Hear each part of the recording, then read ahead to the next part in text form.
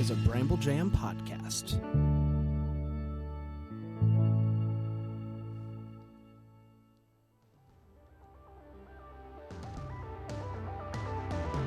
Chip, chip. It's Tuesday, November 17th. I think I should take the day off, okay? Raise the roof, raise the roof, raise the roof, then fly the angel, fly the angel, fly the angel, fly the angel, raise the roof, raise the roof, raise the roof, raise the roof, raise the roof, raise the roof, then fly the angel, fly the angel. Boy, that's a weird start to the day. It's a dance that is taking over the TikTok. Have you heard about TikTok? I have not. You heard about this one? You heard about this one? TikTok. I think we've talked about TikTok on the show before, and I complain about it and how it's just kids doing the same dances over and over. Yeah. Like, be creative is my whole thing. Fly the angel. And so I created that one. It's raise the roof, raise fly the roof, the fly angel. the angel, I love it. So I love it. I'll wait until some of those TikTok stars start to take over that one. I'm surprised the crystal dance never took off on TikTok. Can't believe they missed out on that. It's almost like not a lot of 16-year-old girls listen to our podcast. To the Deck the Hallmark, which is unreal. It seems like, and I don't get it because I think I have the spirit of a 16-year-old for girl sure, and the body of a 28-year-old boy. That's enough of that talk, man. Hey, welcome to Take the Day Off, everybody. Hi. We're 2 weeks removed from Election Day. How do you feel? Feel any better? I'm still kind of at a loss. Still processing. Yeah, it's a lot. It's a lot. You know, we don't want to get into it here. No. Yeah, but I have another clip. Do you really? Yeah. It's when Niall Mater joined us. Niall Mater did join us for the our Canadian. That's right. That's right. He did. That's right. I got it. So this election reminds me of my time on the oil rig, where we literally started a grease fire, and we vote for prime ministers in Canada. Don't boo, vote. I'm glad we still have those election night coverage clips. The clips that we keep around here. Thank God for Backblaze, because we have so much storage that needs to be stored. We do. It's a lot of storage. Yeah. Terabytes upon terabytes. Terabytes upon terabytes. Said it for years. I have a clip of Marky Mark trying to persuade a group of his peers that he didn't commit murder. Wow. Maybe another day, Trace. What's our gimmick today? What do we telling people to take the day off about today? Today is National Unfriend Day. National Unfriend Day. That's exactly right. Sometimes you just gotta purge your life from all of those friends people that are just not any good. I don't know if I can abide by this day. You can do it. Okay. You can do it. It's a serious day. I was talking to frenemy. You were talking to I was talking to my frenemy. Who's your frenemy? Is it Janie? It is. It is Janie. And Janie was going back and forth about whether or not Reptar from Rugrats was real. I'm like, clearly not real. Come on, Janie. It's a dinosaur from a cartoon. Janie is the worst. And I just said, Janie, I can't with you anymore. This is the last straw. This is it. And she said, well, at least Dan knows the history of National Unfriend Day. And I felt like it was a weird comeback. It's a sick burn. It's a sick burn. Yeah. But I did put it in my back pocket for such a time as this. Is she correct? She actually is correct, Janie, if you can believe it. For once. Yeah, and this takes place in the hard streets of Punxsutawney, where Groundhog Day, they do the groundhog and they bring the groundhog out, and the groundhog, if he sees his shadow, there's winter or something. If he doesn't, the whole bit. Well, one Groundhog Day in 1976, the guy in charge of the groundhog, Jim Nance, not the same Jim Nance that does the CBS Sports, different Jim Nance. He gets the groundhog out, and he swears that the groundhog looks back at him and says, "You're not my friend." And Jim is clearly, visibly, there's video of this. Go look up Jim Nance, 1976, Groundhog Day. visibly shaken as he tries to raise the Groundhog Day up. Instead, he breaks down in tears The whole day. They have to comfort like the lion. You know how they raise the groundhog up, like the lion. Had a groundhog in a seed of a shadow. Like that's what he does. And it's still winter. the groundhog, Punxsutawney Phil, takes off. He escapes. And they have to actually get a new Punxsutawney Phil. Phil, for all we know, and based upon how groundhogs live, could still be out there somewhere. And so what they did was they named the day after Groundhog Day National Unfriend Day because of how broken up Jim was about the groundhog telling him they were no longer friends. That's the history of National Unfriend Day. You are close in that you got the first name right, Jim. Yeah. But we're looking for Jimmy Yeah, Jimmy Nance, same thing. Kimmel. Jimmy Kimmel? No. Jimmy Kimmel declared this day, What? National Unfriend Day, on November 17th, 2010, declaring that there's just too many social networks and there's too many people that you went to high school with and don't care about anymore. So just purge your feed of all the people you don't really care about anymore. Yeah. National Unfriend Day. I know you are you don't hold by this. I don't think you've ever unfriended I've anybody. never blocked or unfriended anyone in my social media life. Wow. I'm vehemently opposed to this. Not as a rule for everyone, but personally, like, even if someone is the absolute worst, and I have and you can attest to this, I have some Facebook friends that are the absolute worst. Like, getting to see their take on things I just like it. I enjoy. You are one of the, probably like 3 people in the world that seek out bad opinions from like you love it. You love seeing people's bad opinions. I don't seek it out, but I love to see takes different than my own. By not unfriending them, you are seeking them out. Well, they're on my feed. I'm not like getting on Facebook and searching for that person to see their takes. But if it appears on my feed, I'm like, that's a take for sure. Yeah, I don't want to live in an echo chamber where my friends all have to agree with me or they're all just like, it's just not how I want to live. I won't unfriend somebody if I'm their actual friend. I won't even mute them. I don't even unfriend unfollow them. I unfriend people when I'm scrolling through and I realize I'm still friends with somebody that I have not talked to forever, and I don't care about their child. Yeah, my wife is the same. It's just same like guy. I don't care about you. I just by and large don't do it. This hasn't happened yet. I'm sure it'll happen at some point. I really don't mute by and large. I don't do any of that. I wonder what's going to be the tipping point. What's going to be the person who you just say, you know what? I've had enough. I've had enough of you. I don't know. Usually if someone vehemently disagrees with me, I actually do seek out a time to hang out with them. Which I text them I message them on Facebook if they're in town, be like, hey, let's get coffee or something, just because I'm very fascinated by this viewpoint that's so different than my own. Yeah. Yeah. I mean, things got serious here on Take the Day Off. I understand that, but maybe that's why you need to take the day off. You can purge everybody, or you can go, who is this person I absolutely don't want to talk to? Let me try to talk to them. That would be fascinating. But you're not like friends with people on social media that you've met like twice and you don't really care about them. And then you're scrolling through and you see like they're a white supremacist and you're like, oh, okay. I'm going to keep them around for kicks and gigs.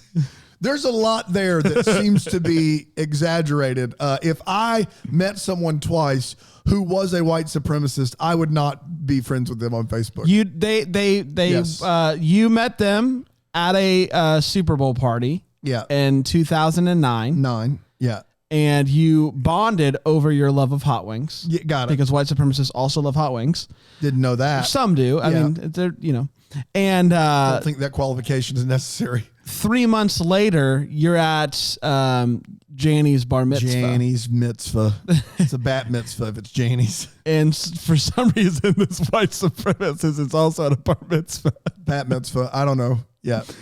And you talk to them about, again, you're like, oh boy, remember wing time? Yeah.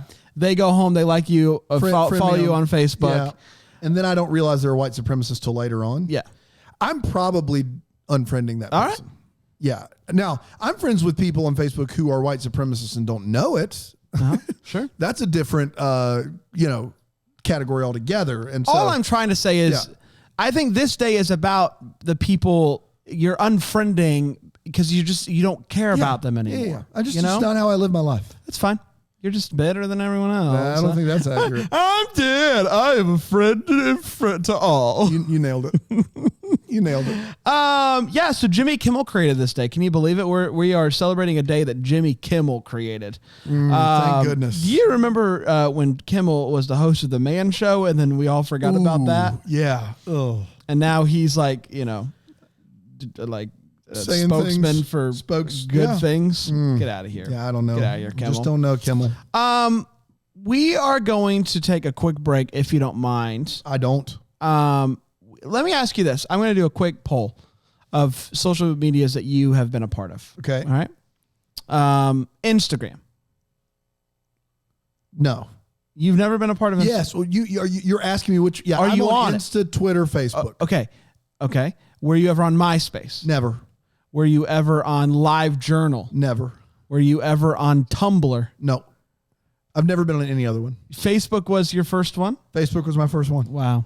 Yeah, MySpace was a thing when I was in my 20s, and maybe when I was or like right around 18, 19, it became a thing. But I just never. I thought it was dumb. Yeah, Facebook was a thing when I was in middle school. So You're younger than me. it would be like 18, 19. Yeah. Hey, let's take a quick break. Let's do it. We'll come back. We'll talk about more friendships because we asked you guys yesterday about the worst friend you've ever had.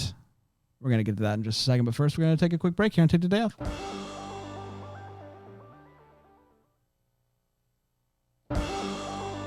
Hi, everybody. Welcome back. Hey, did you have a MySpace? Oh, yeah. Yeah. Yeah. Big Loved time. MySpace. MySpace was awesome because you could, it was fully customizable. So Yes. you could create new backgrounds and make things look your a 10 certain way. friends or whatever over there. And so it was the first time I ever, and I think a lot of people my age ever encountered coding. Yeah. Like it was very it was basic coding that anybody could figure out, but that was it. There So you a have lot of people my age know the basics of coding because of MySpace. Wow. So there the you more go. you know. The more you What about bad know. friends? What What's the about worst bad friend? friends? Who's the worst friend you've ever had? I was trying to think. That's a tough one. I had a friend in high school that, for his own personal gain, spread a pretty vicious rumor about me. Oh, The rumor is not even appropriate for the podcast. wow. I I know that rumor. It's true. and it was not true. Well, it's an interesting story, but it was purely for his own personal gain, I guess, to gain notoriety or standing and to lessen my standing. That's a pretty terrible friend. Yeah. And I don't hang out with him ever. But occasionally we'll talk on Facebook and stuff, and I'm cool with him. Wow. Yeah. How about that? Did they ever probably- apologize? Never. I had a friend in high school. We're really bringing it this I had a episode. friend in high school who I would be interested in a girl, Yeah. and he would almost always try to move in on him. Oh, Almost always. come on. And it, first few times, and I wasn't making moves myself. I was pretty just whatever. But Yeah. he knew that I was I like this girl. This girl's cool. He would always move in, and it just I didn't really realize that it was a trend until I don't know the third time it happened, and I was like, he's done this before. Wait a minute. This is a thing that's happening over and over again. And so we're not really friends anymore, but it's just more of a come growing on. apart thing than anything else. That's rough there.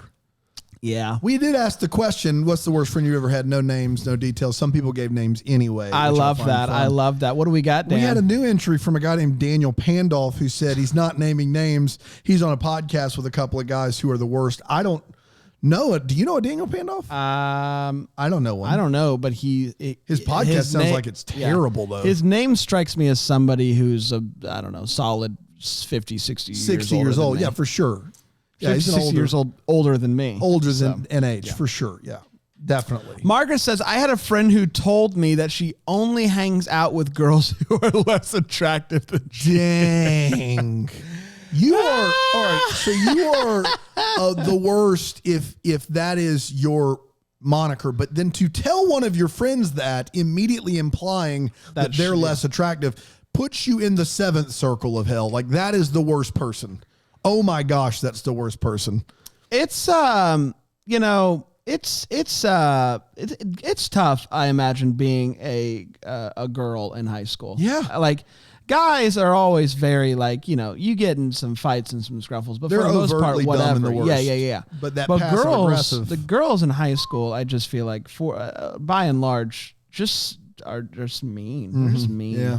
Just mean. Michelle says names are needed because he knows and gets a kick out of this story now. Okay. My next door neighbor and best friend from toddlerhood through fourth grade was a bit much. According to my dad, he was the Dennis the Menace of our neighborhood, very much the mischief maker. He is the worst friend I've ever had because he stole the spout off our drain pipe, and my dad got so mad that we moved. I started fifth grade in a different school because of Kevin Sansone and because of my dad's pettiness. Why did Kevin steal the spout? Kevin, how dare you? And then they just moved. They're like, I've had it. I've had it with Dennis the Menace. I'm out of here. Oh, I love that Kevin. story. Mary says, growing up, my parents were friends with another couple, small town, so we all went to the same church as this family and also lived in the same neighborhood. And so the two oldest kids were the same ages and genders as my brother and me. So a guy, a girl. The daughter and I were in Campfire together. I don't know what Campfire is. I imagine it's some sort of Got nothing. Bible group or something. I don't know. My brother and the son were in Scouts together. So maybe it's like a Girl Scout. I don't know. Okay, sure. We were expected to be friends, and we were, but not really in school. We had different friends, and that was okay. I remember frequently defending her to my school friends who thought she was a snob. No, she's just shy. When we were freshmen in high school, she became good friends with my nemesis, and together they told the boy that I had a crush on that I had a crush on him. I've actually had worse friends as an adult, but that is what comes to mind first when you ask a question like that. Also, we now both live in the same smallish town, and dang if our kids aren't in the same activities too. Wow. Boy, oh boy. You don't tell somebody, Man. you don't do that. You know what I've learned from today's episode? What's is that? people are by and large terrible. Sure. And that's sad. But find you some good ones to hang out with. Take the day off and think about the people in your life who are good friends, who you have their back, they have your back, That's right. and maybe reach out to them. Go grab a coffee because they're taking a day off too. Have a fun day together with your good friends. Don't worry about the terrible people. That's what I would suggest you do today. I got one more, and it's a doozy. It's from Erica, who says, best friend and next door neighbor. Our parents even put a gate in the fence so that we could easily run back and forth to each other's houses.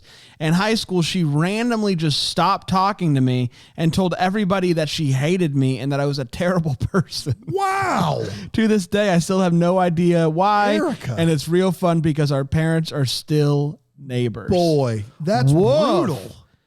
I feel like we need to get Erica and that person on the line and just fix this Maury Povich this because thing out, there's for something sure. missing here. Erica, Man, I can't Erica. imagine a situation where you sorry. are the worst. I can't imagine a No, situation. you're wonderful, Erica. I don't think you're terrible at all. So clearly it's on her end, and I don't know what it is. And Melinda says she doesn't know, she can't think of a worst friend. Does that mean that I'm somebody's worst friend? And yes, I do. I think that's how that works, I do for think that sure. is how it works Yeah. 100% of the Yeah, time. definitely. So sorry, Let's end on Melinda. that note. Work on that.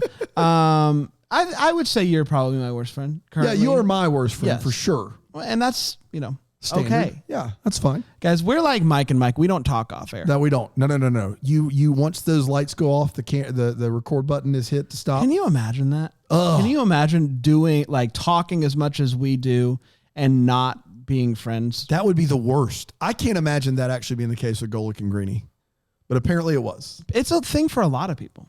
That's unreal. In fact, there's a Hallmark movie about it this year. Hey, we're gonna take a break. I mean, we're gonna be done for the day. And we'll be back tomorrow. That's right. And we're gonna talk about princesses tomorrow. Who's your favorite Disney princess? Oh, man, what a doozy. Have a lot of fun there. We're gonna leave you with the Palaha Coup of the day, and we'll be back. Have a great day, everybody. Take it off. Gone fishing today. Lost a 50-year-old lure. Didn't catch a thing. A great day, everyone. Boy, sometimes Chris just brings the hammer and the humor. Tough day, pal. Tough day. Take the day off, Chris. You earned it, pal. Didn't catch a thing.